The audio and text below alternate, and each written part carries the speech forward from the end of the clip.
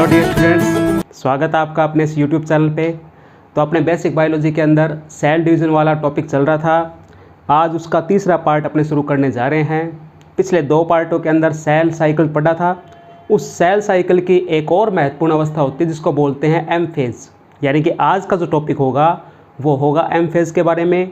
और M phase में कौन कौन सी अवस्थाएँ होती है जो कोशिका विभाजन के लिए जिम्मेदार होती है, आज उसका अपने अध्ययन करेंगे। ठीक है, तो आइए शुरुआत करते हैं। एम फेज़ यानी कि एम अवस्था, जिसको बोलते हैं सूत्री विभाजन। क्या बोलते हैं इसको? सूत्री विभाजन। ये होता है मुख्य रूप से दो प्रकार का। कितने प्रकार का? दो प्रकार का। एक होता है समसूत्री विभाजन, जिसको बोलते हैं माइटोसिस। यानी इसके अंदर जो गुणसूत्र भाग लेते हैं वो जोड़े नहीं बनाते हैं, लेकिन इसमें जो पुत्री कोशिकाएं, डॉटर सेल्स जो होती है, वो समान रूप से विभाजित हो जाती है। जबकि अर्धसूत्री के अंदर जो मियोसिस होता है उसकी प्रोसेस के अंदर गुणसूत्र जोड़े बनाते हैं। तो वो प्रक्रिया अपने पढ़ेंगे, लेकिन आज अपने समसूत्री विभाजन के बारे में विस्तार से पढ़ेंगे। और उससे पहले अपने एक बात और, कि जो सूत्री विभाजन होता है, एम फेज़ अवस्था होती है, इसका जो समय होता है वो तो 1 घंटा होता है। और इसमें जो कोशिकाएं होती हैं, इनमें जो कोशिकाएं जो होती है वो 5 से 10% समय बिताती है। ये आपको पहले ही बताया था, 5 से 10% समय बिताती है। जबकि जो बचा हुआ समय है, यानी कि 90 से 95% जो समय होता है जो कोशिकाएं बिताती है, वो बिताती है G1 फेज़, S फेज़ और G2 फेज़। यानी आपको बताया था पिछली क्लास के अंदर, जो एक प्रकार से इंटरफेज़ अवस्था होती है वो 90 से 95% जिसमें कोशिकाएं इसमें जो भाग लेती है वो अपना समय बिताती है, वो 90 से 95% कोशिकाएं समय बिताएगी किसके अंदर? इंटरफेज़ के अंदर। जबकि इसके अंदर एम फेज़ के अंदर कोशिकाएं 5 से 10% समय बिताती है। ठीक है, तो अपने पढ़ते हैं सबसे पहले समसूत्री विभाजन यानी कि माइटोसिस के बारे में। चलिए सबसे पहले इसकी देखते हैं डेफिनेशन। तो याद रखना कि जब भी सेल डिवीज़न होता है तो हमेशा शुरुआत इसकी एक कोशिका से होती है। कितनी कोशिका से? एक कोशिका। उसी एक कोशिका को मातृ कोशिका, मदर सेल यानी कि जनक कोशिका कहा जाता है। ठीक है, जो विभाजन के लिए जिम्मेदार होती है। तो सबसे पहले इसकी डेफिनेशन देखिए, जो एग्ज़ाम में बहुत बार पूछ भी लेते हैं। कोशिका विभाजन की वह अवस्था जिसमें गुणसूत्रों का द्विगुणन, यानी कि गुणसूत्र होते हैं वो दुगुनी मात्रा में बनते हैं, यानी कि 2n। और फिर ये जो पुत्री कोशिकाएं होती हैं विभाजन के दौरान, जो कोशिकाएं बनती है जनक कोशिका के दौरान, विभाजन के दौरान जो पुत्री कोशिकाएं निर्मित होती है वो बराबर बराबर भागों में बंट जाती है। वो बराबर भागों में क्या हो जाएगी? बंट जाएगी। इसे बोलते हैं समसूत्री विभाजन। क्या बोलते हैं इसको? समसूत्री विभाजन बोलते हैं। यानी कि शुरुआत हमेशा एक ही कोशिका से होती है जिसको बोलते हैं मदर सेल्स। ठीक है, इसके अंदर क्रोमेटिन जो रेशे होते हैं वो भाग लेते हैं।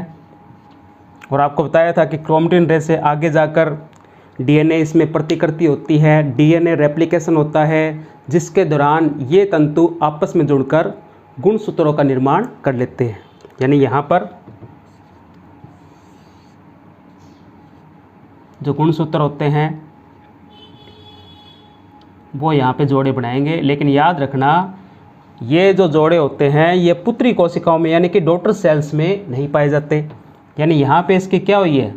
डीएनए प्रतिकृति हुई है, डीएनए रेप्लिकेशन हुआ है। ठीक है, उसके बाद आगे की जो अवस्था है उसमें सेल डिवीज़न शुरू हो जाएगा, क्योंकि यहाँ पे केंद्रक के अलावा कोशिका द्रव्य का भी विभाजन होता है। और कोशिका द्रव्य जब विभाजित होती है तो बीच में से एक पट्टी बन जाती है, जिसके दौरान इसके दोनों ध्रुवों पर तारक केंद्र पाए जाते हैं। क्या पाए जाते हैं? तारक केंद्र। और इसके अंदर ही जो गुणसूत्र होते हैं वो शुरुआती अवस्था में जोड़े के रूप में होते हैं। कहाँ पे होते हैं? शुरुआती अवस्था में जोड़े के रूप में पाए जाते हैं। ठीक है, ये तर्कुतंतु होते हैं जिसको स्पिंडल फाइबर बोलते हैं, ये वाले, और इसी भाग के ऊपर गुणसूत्र गति करते हैं दोनों ध्रुवों पर। कहाँ पे गति करते हैं? दोनों ध्रुवों पर। और ये जो संरचना है ये इसी एक कोशिका से निर्मित आगे की संरचना है, जहाँ पे देखा जाए तो कोशिका द्रव्य का विभाजन यहाँ पे शुरू हो चुका है, क्योंकि केंद्र का विभाजन तो होता ही होता है, लेकिन साथ में कोशिका द्रव्य का भी विभाजन हो जाता है। और इस दौरान यहाँ पे दोनों ध्रुवों पर क्या बने हैं? तारक केंद्र बने। क्या बने हैं? तारक केंद्र। और इन्हीं तारक केंद्र के बीच में ये तर्कुतंतु और तर्कु रेशे, जिसको स्पिंडल फाइबर बोलते हैं, यहाँ पे ये गुणसूत्र क्या करते हैं? गति करते हैं। ठीक है। अब जो ये अवस्था है ये अपने सेल डिवीज़न के अंदर आ जाती है। किस में आ जाती है? सेल डिवीज़न में आ जाएगी। और आगे जाकर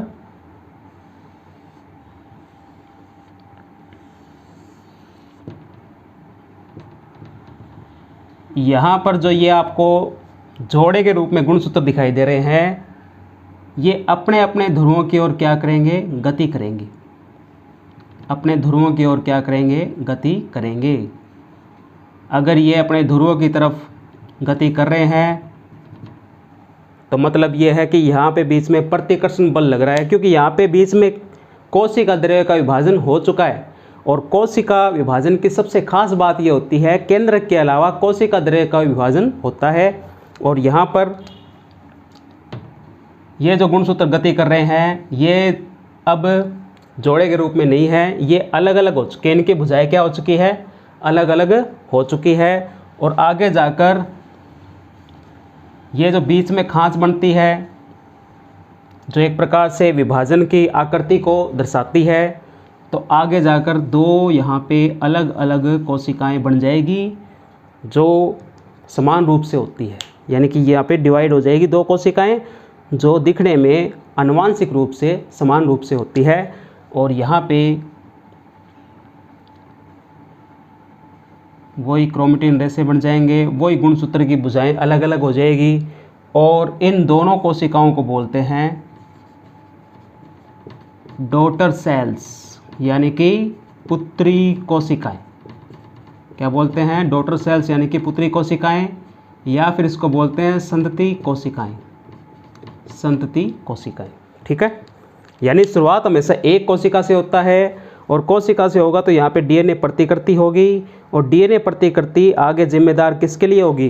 गुणसूत्रों का एक प्रकार से विभाजन करने के लिए। यहाँ पे जो गुणसूत्र होंगे पहले जोड़े के रूप में होंगे, उसके बाद जो पुत्री कोशिकाएं अपने को प्राप्त हो रही है इस विभाजन के दौरान, उसमें जो ये गुणसूत्र पाए जाते हैं ये जोड़े के रूप में नहीं पाए जाते। डिफरेंस के तौर पे आपको याद रखना है कि पुत्री कोशिकाओं में जो जोड़े होते हैं गुणसूत्र के, वो जोड़े नहीं पाए जाते। ठीक है। अब देखिए आगे, अब इसका महत्व पढ़ते हैं, कौन कौन सा इसका महत्व होता है, किस प्रकार से ये समसूत्री विभाजन कोशिकाओं में सहायक होता है।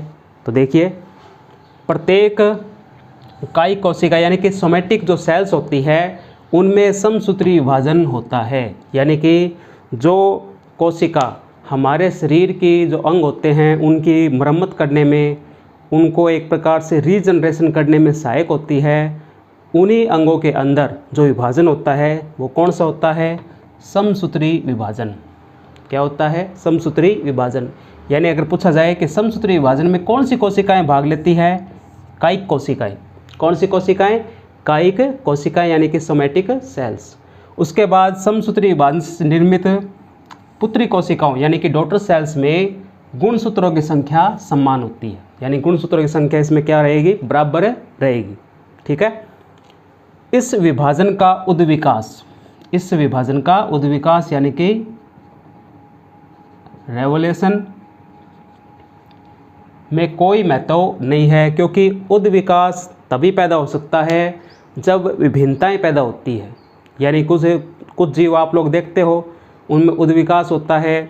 जैसे अपने बात करें जिराफ की, तो जिराफ शुरुआत में ऐसा नहीं था, लेकिन बाद में जाके उसकी जो अगली टांगें हैं, वो गर्दन है, वो लंबी हो गई। यानी एक प्रकार से उसका क्या हुआ? उद्विकास हुआ, क्योंकि उनमें आनुवांशिक जो विभिन्नताएं थी वो एक प्रकार से देखा जाए तो आनुवांशिक विभिन्नताएं इसके अंदर थी।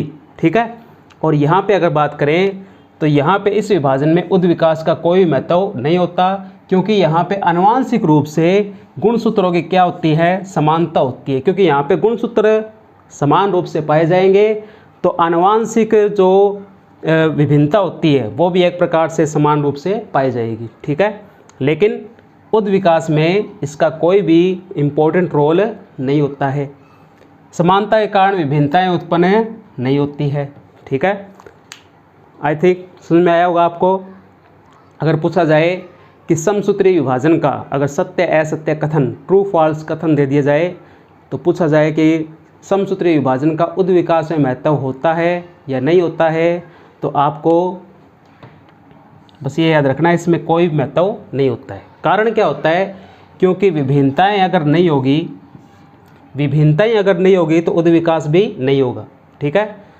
उस उद्विकास के अंदर जिराफ के अंदर अलग अलग विभिन्नताएं पाई गई थी वातावरण में अपने आप को अनुकूलित करने की, ठीक है। अगली टांगें लंबी होने की, गर्दन लंबी होने की, उसने अपने शरीर के अंदर विभिन्नताएं विकसित की थी, जिसके कारण उसकी शारीरिक संरचना में कालांतर के दौरान यानी कि जैसे जैसे समय बीता वो फर्क आ गया, ठीक है। बाकी जीवों के अंदर नहीं आता इतना।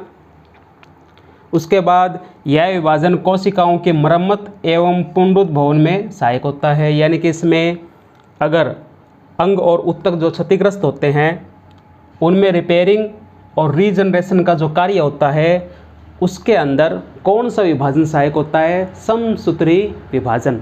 कौन सा विभाजन, समसूत्री विभाजन। अगर ये विभाजन अनियंत्रित हो जाए, अगर समसूत्री विभाजन अनियंत्रित हो जाए तो लगातार सेल डिवीजन होता है, लगातार कोशिकाएं क्या होगी, विभाजित होगी। और आपको पता है कोशिकाओं के समूह क्या बोलते हैं, ऊतक बोलते हैं। यानी कि ऊतक लगातार क्या हो जाएंगे, विभाजित। उस अनियंत्रित विभाजित अवस्था को बोलते हैं कैंसर।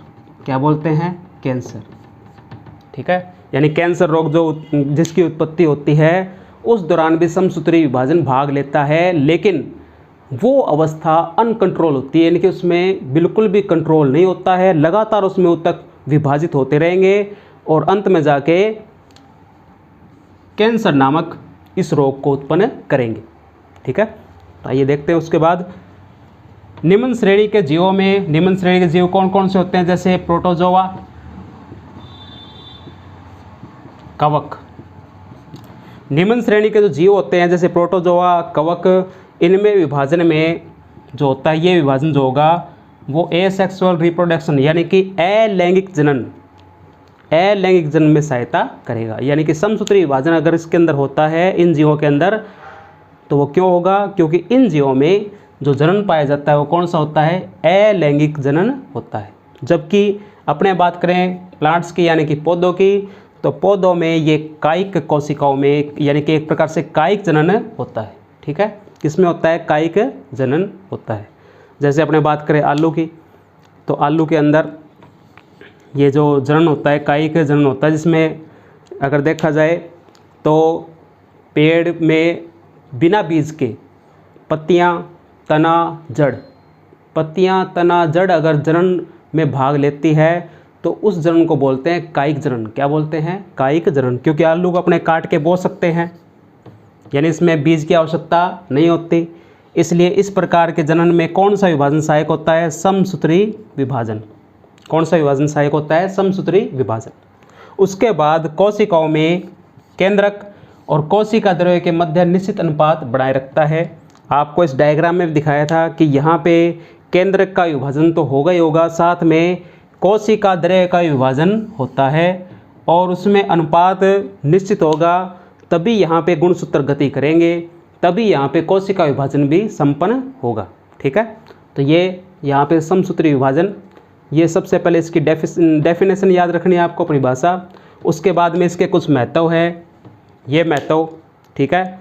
बस आपको विशेष तौर पे ये बात याद रखनी है कि यहाँ पे इस समसूत्री विभाजन का उद्विकास में कोई भी महत्व नहीं होता, क्योंकि उद्विकास में महत्व तभी होगा जब विभिन्नता यानी कि वेरिएशन उत्पन्न होगी, क्योंकि यहाँ पे अगर गुणसूत्रों की संख्या ही समान रूप से बन रही है तो यहाँ पे आनुवांशिक विभिन्नताएं उत्पन्न होने का कोई भी सवाल पैदा नहीं होता है। ठीक है, तो आई होप ये टॉपिक आपको समझ में आया होगा।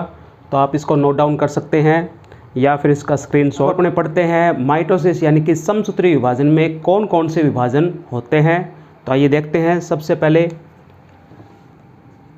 इसके अंदर होता है केंद्रक विभाजन। क्या होता है? केंद्रक विभाजन, जिसको बोलते हैं कैरियोकाइनेसिस। कैरियोकाइनेसिस को बोलते हैं केंद्रक विभाजन, यानी कि केंद्र के कारण जो विभाजन होता है, जो डॉटर सेल होती है, जो सबसे पहले जनक सेल होती है, यानी कि एक प्रकार से मदर सेल बोल सकते हैं, जब इसका जो केंद्रक विभाजित होगा तो उस केंद्रक विभाजन की अवस्था को बोलते हैं कैरियोकाइनेसिस, जिसके कारण डॉटर सेल जो होती है उनका निर्माण होता है। किसके कारण? केंद्रक विभाजन के कारण, यानी कि केंद्रक विभाजन की अवस्था को ही कहा जाता है कैरियोकाइनेसिस। ठीक है। और दूसरा आपको बताया था पहले भी, कोशिका द्रव्य विभाजन। कोशिका द्रव्य विभाजन, जिसको बोलते हैं साइटोकाइनेसिस। क्या बोलते हैं इसको? साइटोकाइनेसिस। ठीक है। तो अपने यहाँ पे केंद्रक विभाजन के दौरान कुछ उप अवस्थाएँ हैं इसकी, कुछ सब स्टेज है, वो अपने पढ़ेंगे। और कौन कौन सी उप अवस्थाएँ होती हैं, जैसे सबसे पहले अपने बात करें प्रोफेज, जिसको बोलते हैं पूर्वावस्था, जिसके अंदर केंद्रिका, कोशिका झिल्ली, गोल्जिकाएँ, अंतःद्रव्य जालिका इसमें भाग लेते हैं। शुरुआत में ये बनते हैं और बाद में ये गायब हो जाते हैं, क्योंकि वहाँ पे केंद्रक के जो जोड़े होते हैं, जो एक प्रकार से देखा जाए गुणसूत्र के जोड़े होते हैं, वो बनते हैं। ठीक है। उसके बाद अपने मेटाफेज, जिसको बोलते हैं मध्य अवस्था। क्या बोलते हैं इसको? मध्य अवस्था, यानी कि वो अवस्था जिसके अंदर गुणसूत्र का जो आकार होता है वो दिखाई देने लग जाता है। एक प्रकार से गुणसूत्र यानी कि क्रोमोसोम की जो मॉर्फोलॉजी होती है, आकार की होती है, उसका अध्ययन इसी अवस्था के अंदर किया जाता है। तीसरा एनाफेज, जिसको बोलते हैं पश्चावस्था, यानी लगातार ये क्रम में ये अवस्थाएं आती है। सबसे पहले प्रोफेज आएगी, फिर मेटाफेज, फिर एनाफेज आएगी। और इस एनाफेज के दौरान गुणसूत्र का आकार इतना क्लियर हो जाता है, इतना स्पष्ट हो जाता है कि उसकी जो आकृतियाँ होती है, I shape, V shape, J shape, L shape, जो आपको बताई थी उसके अंदर आकार के अंदर, वो जो आकृतियाँ होती है वो स्पष्ट दिखाई देने लग जाती है। कौन सी अवस्था में? एनाफेज में। ठीक है। अगर क्वेश्चन बने कि गुणसूत्र की जो ये आकृतियाँ होती है, we shape, J shape, L shape, किस अवस्था में स्पष्ट दिखाई देते हैं, तो आपका आंसर होना चाहिए एनाफेज। और मॉर्फोलॉजी यानी कि गुणसूत्र के आकारिकी का अध्ययन किस अवस्था में किया जाता है? मेटाफेज के अंदर। अगली अवस्था जिसको बोलते हैं अंत्य अवस्था। अंत्य अवस्था यानी एक प्रकार से इसको टीलोफेज कहते हैं। टीलोफेज रिवर्स ऑफ प्रोफेज, यानी कि दोबारा से इस अवस्था के बाद यही अवस्था आ जाती है, यानी कि जो केंद्रक विभाजन होता है वो दोबारा उसी कंडीशन में पहुंच जाएगा जहां से वो शुरू हुआ था। ठीक है। तो ये उन अवस्थाओं के नाम हैं जिनमें से आज अपने दो पढ़ेंगे, प्रोफेज और मेटाफेज। तो सबसे पहले शुरुआत करते हैं अपने प्रोफेज की। ठीक है। तो अपने सबसे पहले इसमें कुछ मुख्य टॉपिक है जो यहाँ पे लिखे हुए हैं, वो आपको याद रखने हैं। और इसी के अंदर एग्ज़ाम के लिए भी क्वेश्चन बन जाते हैं, और ख़ासकर कॉम्पिटिटिव जो एग्ज़ाम होते हैं उनके क्वेश्चन भी बन जाते हैं। तो सबसे पहले क्रोमेटिन पदार्थ संघनित होकर गुणसूत्रों का रूप ले लेते हैं। यानी कि सबसे पहले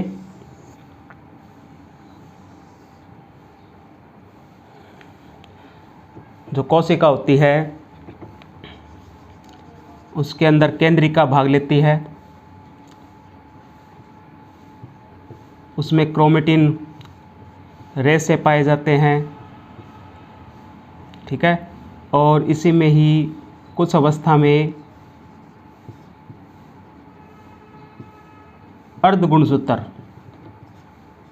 यानी कि जिसको बोलते हैं क्रोमेटिड, और ये होते हैं क्रोमेटिन रेसे, ठीक है।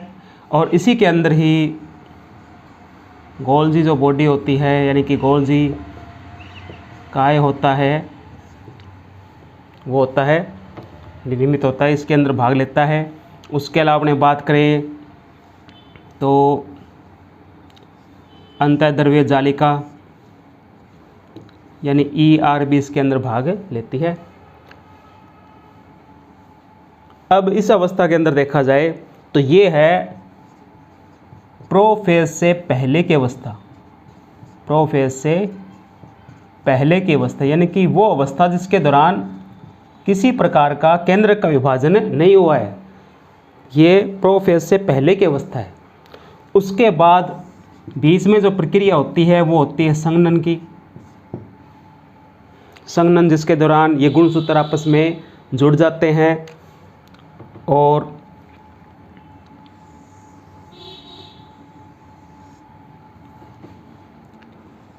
केंद्रक झिल्ली जो होती है उसका निर्माण भी होता है,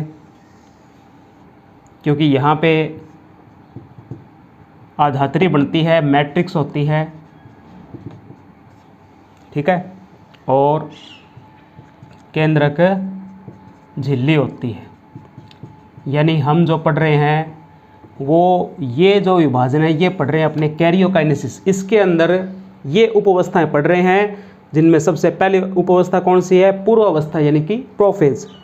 अब प्रोफेज में सबसे पहले जो कोशिका होती है वो इस अवस्था के अंदर होती है, यानी इसके अंदर केंद्रिका भी होगी, स्पष्ट दिखाई देगी, केंद्रक झिल्ली भी होगी, इसके अंदर ER भी भाग लेगा यानी कि एंडोप्लाज्मिक रेटिकुलम भी भाग लेगा, गोल्जी बॉडी भी भाग लेगी, क्रोमेटिन रेसे भी होंगे और कुछ मात्रा में अर्ध गुणसूत्र जिसको बोलते हैं क्रोमेटिड, क्या बोलते हैं? क्रोमेटिड, ये भाग लेते हैं।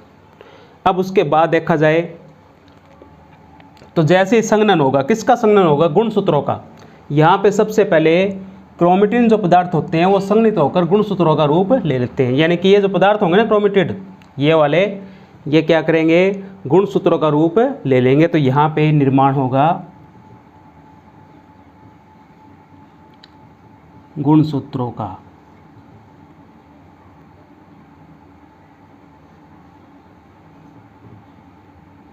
ठीक है, यानी यहाँ पे गुणसूत्रों का निर्माण होगा। लेकिन सबसे खास बात ये होगी कि जैसे ही प्रोफेज की अवस्था शुरू हो जाएगी तब यहाँ पर ये जो ER, गोल्जी बॉडी, केंद्रक झिल्ली जो होती है ये सारी की सारी गायब हो जाएगी, यानी कि सारे के सारे जो अंदर के भाग होते हैं वो सब गायब हो जाएंगे जैसे ही संघनन की जो प्रक्रिया होगी वो शुरू होगी।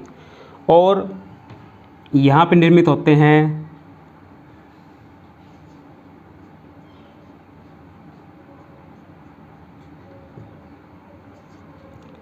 इसके दोनों तरफ तारक केंद्र, इसके दोनों ध्रुवों पर तारक केंद्र पाए जाते हैं और इसको एस्टर भी कहते हैं भी, इसको एस्टर भी कहते हैं। और ये जो ध्रुव होते हैं जो बीच में एक प्रकार से रश्मि किरणों का और स्पिंडल फाइबर का यानी कि तरकु तंतुओं का निर्माण करती है।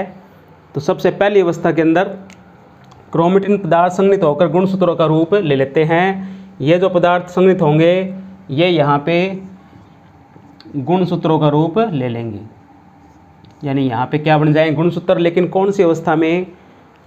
उस अवस्था में जिसमें हम इसको अर्ध गुणसूत्र ही बोलते हैं, ठीक है, उसी अवस्था के अंदर कुछ एक यहाँ पे निर्मित होते हैं क्रोमेटिड और कुछ एक यहाँ पे भी निर्मित होते हैं। लेकिन खास बात क्या होती है कि यहाँ पे सारे के सारे अंग क्या हो जाते हैं? गायब हो जाते हैं। और जो एस्टर होते हैं इसको तारक केंद्र भी बोल सकते हैं अपने, सेंट्रियोल, ठीक है, इनका निर्माण हो जाता है। तो गुणसूत्रों पर उपस्थित दानेदार संरचना क्या कहलाती है? टोमोमियर, यानी कि इसके ऊपर जो दानेदार संरचना पाई जाती है इसको क्या बोलते हैं? क्रोमोमियर बोलते हैं। और इन पर जीन पाए जाते हैं, यानी कि इसी भाग के अंदर क्या पाए जाते हैं? जीन पाए जाते हैं, जो एक प्रकार से आनुवांशिक लक्षणों में भाग लेते हैं उनको ट्रांसफ़र करने में। उसके बाद इस प्रावस्था के अंदर जो तारक केंद्र होते हैं, जिनको अपने एस्टर भी बोल सकते हैं, ये विपरीत ध्रुवों पर चले जाते हैं, ये जो विपरीत ध्रुवों पर चले जाएंगे। ठीक है, निर्माण तो हालांकि यहाँ पे भी होगा तारक केंद्रों का, तारक केंद्र यहाँ पे बनेंगे, बिल्कुल बनेंगे। उसके बाद ये तारक केंद्र क्या होंगे, ये अलग अलग यानी कि अपने से विपरीत ध्रुवों में चले जाएंगे, जिससे तरकु तंतुओं का निर्माण होता है, यानी कि स्पिंडल जो फाइबर होते हैं वो बन जाते हैं इसके चारों ओर, और इसके ऊपर ही गुणसूत्र गति करते हैं। उसके बाद सबसे खास प्रोफेज के अंत में, यानी कि ये प्रोफेज से पहले और ये है प्रोफेज के बाद की अवस्था, प्रोफेज के बाद की अवस्था। इसी अवस्था के अंदर ER यानी कि एंडोप्लाज्मिक रेटिकुलम, गोल्जी बॉडी, केंद्रिका, केंद्रक झिल्ली सहित गायब हो जाएंगे, यानी कि सारे के सारे जो अंग होते हैं ये अगली अवस्था में नहीं पाए जाएंगे। ठीक है, तो ये आप लोग नोट डाउन कर सकते हैं। उसके बाद अपने अगली अवस्था देखते हैं, मेटाफेज यानी कि मध्य अवस्था। तो देख लेते हैं इसके बारे में। प्रोफेज हो चुकी है, बस आपको एक बात और ध्यान रखनी है, वहाँ पे अपने जो अर्ध गुणसूत्र लिखे थे वो दरअसल गुणसूत्र ही होते हैं। देखिए इसके अंदर यहाँ पे बने थे एस्टर, क्या बने थे, एस्टर बने थे, तारक केंद्र बोल सकते हैं इसको। और यहाँ पर अपने ये गुणसूत्र ही बनते हैं, यहाँ पे क्रोमोसोम का निर्माण होता है। बस ये थोड़ा सा आपको ध्यान में रखना है। ठीक है, क्योंकि वो क्रोमेटिन जो तंतु होते हैं वो आपस में जुड़ के ही गुणसूत्रों का निर्माण कर लेते हैं संघनन प्रक्रिया के दौरान। ठीक है, बस उसमें आप थोड़ा ध्यान रखना। अब देखिए आगे, मेटाफेज के अंदर इस अवस्था में गुणसूत्रों का अत्यधिक संघनन होता है, यानी कि पिछला जो संघनन हुआ था उससे ज़्यादा इसके अंदर संघनन प्रक्रिया हो जाती है, यानी कि गुणसूत्रों का अत्यधिक संघनन, यानी और आपस में ये संघनित हो जाएंगे, आपस में जुड़ जाएंगे, ये स्पष्ट दिखाई देने लगते हैं। यानी गुणसूत्र होते हैं उनका आकार स्पष्ट दिखाई देने लग जाता है, उनकी जो भुजाएं होती है वो छोटी हो जाएगी और मोटी हो जाएगी। ठीक है, इसके अंदर जो भुजाएं होती हैं स्पष्ट दिखाई नहीं देती, लेकिन उसके अंदर स्पष्ट दिखाई देगी। उसके बाद इनकी आकार की यानी कि मॉर्फोलॉजी का जो अध्ययन, यानी कि गुणसूत्रों का जो आकार होता है उनको आकार की को उनको बोलते हैं मॉर्फोलॉजी। मॉर्फोलॉजी का अध्ययन कौन सी अवस्था में किया जाता है, मध्य अवस्था यानी कि मेटाफेज।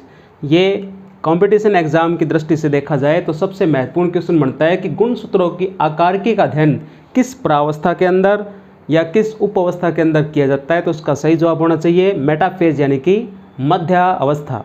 ठीक है, उसके बाद इस प्रक्रिया के अंदर ये जो एस्टर होते हैं इन्हीं से निर्मित होती है रश्मि किरणें, यानी कि एस्ट्रल रेज बोलते हैं, और यही तरकु तंतु होते हैं, ये स्पाइनल फाइबर होते हैं। ठीक है, अब देखिए इस तरीके से ये जो गुणसूत्र होते हैं इनकी भुजाएं यहाँ पे स्पष्ट दिखाई देने लग जाती है।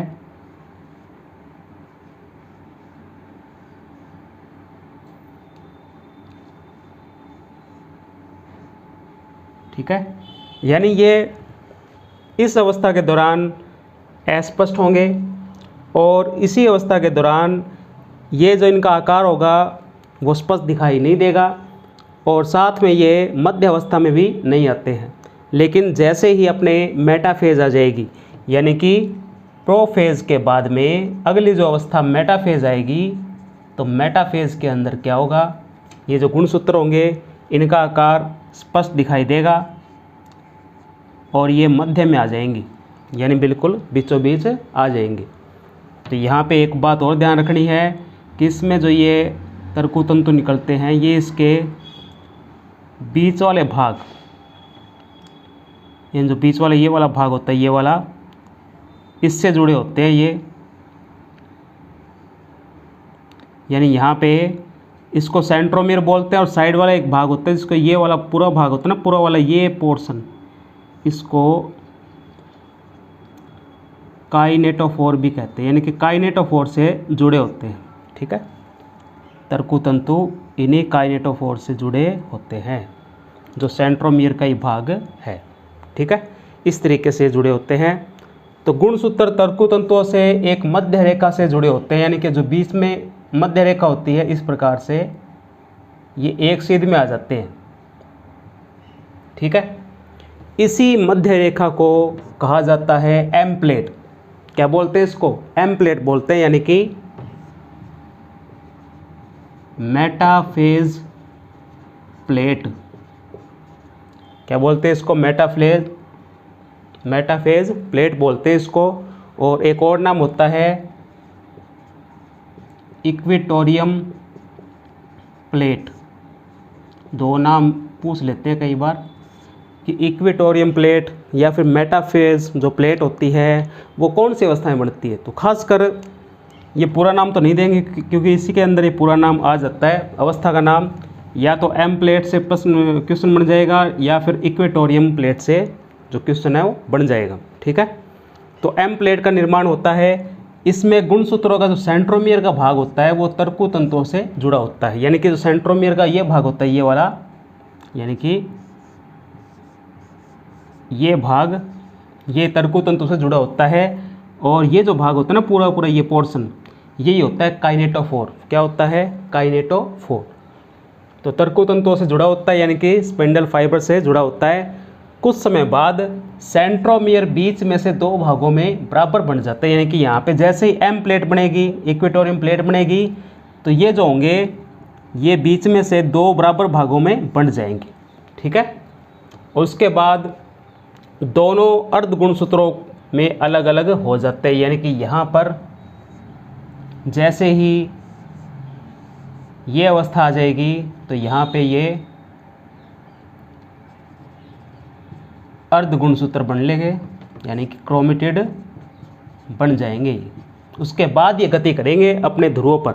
ठीक है, तो ये बराबर भागों में बढ़ जाते हैं और अलग अलग गुणसूत्रों में यहाँ पे इनका निर्माण हो जाता है। इस पूरी अवस्था के अंदर सबसे खास बात आपको याद रखनी है कि एक तो इसकी आकारिकी का अध्ययन, गुणसूत्रों की आकारिकी का यानी कि मॉर्फोलॉजी का अध्ययन किस अवस्था में किया जाता है?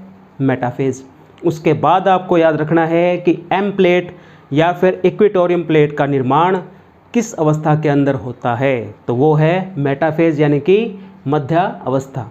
उसके बाद ये जो प्रक्रिया ये आगे चलती रहेगी। इसके बाद जैसे ही मेटाफेज ये अवस्था आएगी, ये फिर और आगे बढ़ेगी, फिर पहुंच जाएगी किसके अंदर? एनाफेज के अंदर। फिर ये दो भागों में वैसे ही टूट जाते हैं, तो ये वापस में क्या करेंगे? विपरीत ध्रुवों पर गति करेंगे। लेकिन वो अवस्थाएं अपने पढ़ेंगे अगली वीडियो के अंदर, तो अब तब तक आप लोग ये नोट डाउन कर सकते हैं। तो अब बारी उन दो प्रश्नों की जो आपसे पूछे गए थे लास्ट क्लास के अंदर। तो सबसे पहला प्रश्न ये था कि कोशिका चक्र की कौन सी अवस्था को शांत अवस्था कहा जाता है?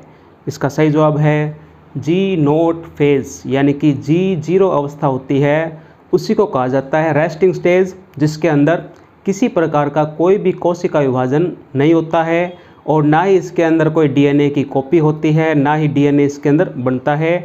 पूरी तरीके से जो कोशिका असक्षम होती है, यानी उसकी कैपेसिटी नहीं होती डिवीज़न होने की, सेल डिवीज़न नहीं होने की, वो रेस्टिंग स्टेज में चली जाती है और वो रेस्टिंग स्टेज होती है जी जीरो फेज़, यानी कि जी जीरो फेज़ इसका सही उत्तर है।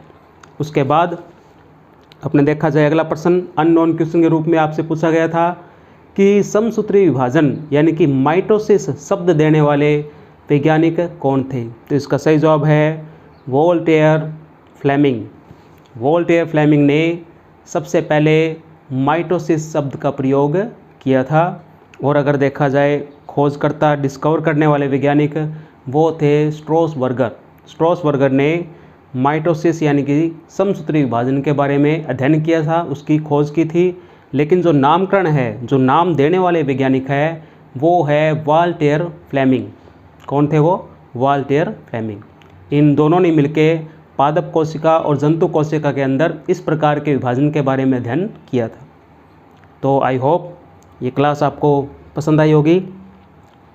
तो ये जो अवस्थाएं हैं इनको बार बार आप लोग रिपीट करके देखिए, बार बार सबसे ख़ास जो बिंदु होते हैं, ख़ास पॉइंट होते हैं, उसके बारे में आप लोग बार बार इसका अध्ययन करें और बार बार इसकी प्रैक्टिस करें, क्योंकि ये अवस्थाएं काफ़ी लंबी चलने वाली है। अभी तो इसकी शुरुआत ही है, इसलिए इसको बोला था मैंने ड्रामा फेज़ यानी कि नाटकीय अवस्था।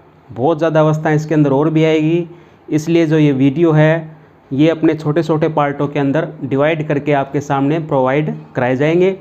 तो मिलते हैं अपने अगली क्लास के अंदर। तब तक आप लोग सेफ रहिए, अपने घर पे सुरक्षित रहिए और अपनी पढ़ाई लगातार करते रहिए। मिलते हैं, टेक केयर।